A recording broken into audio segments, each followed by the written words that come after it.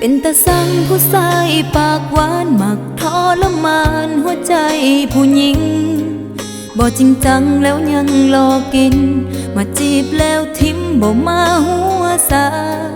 โทรไปหาก็บ่รับสายส่งข้อความไปก็บ่ตอบมาบ่สนใจว่ามีภัยท่าอยากเห็นหน้าแทบจะขาดใจ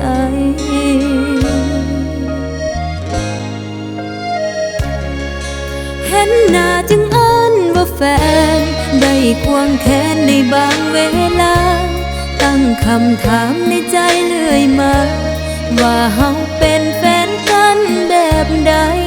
เห็นหน้าจึงอ้อนว่าแฟนหรือเฮาเป็นตัวแทนให้ภัยมันค้างคามานานในใจให้อ้ายไขความในออกมามีแฟนก็เหมือนบ่มีน่าอายสิ้นดีเมื่อภัยถามมา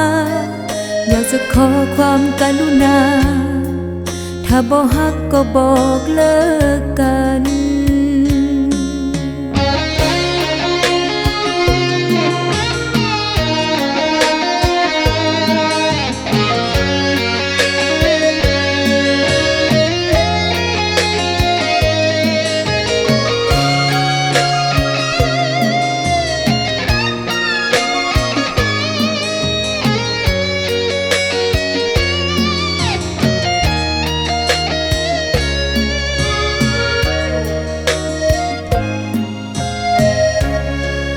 เห็นหน้าจึงอ้อนว่าแฟ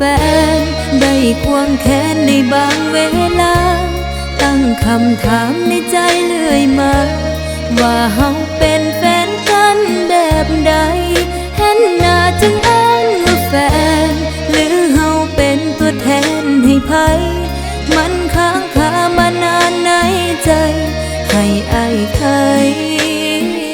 ความในออกมามีแฟนก็เหมือนบ่มีน่าอายสิ้นดีเมื่อภัยถามมาอยากจะขอความกรุณาถ้าบ่ฮักก็บอกเลิกกัน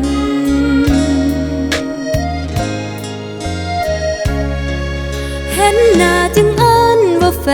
นได้ควงแขนในบางเวลา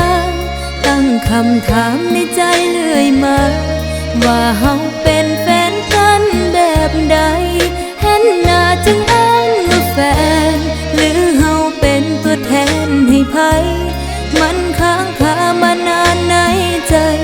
ให้อ้ายไขความในออกมา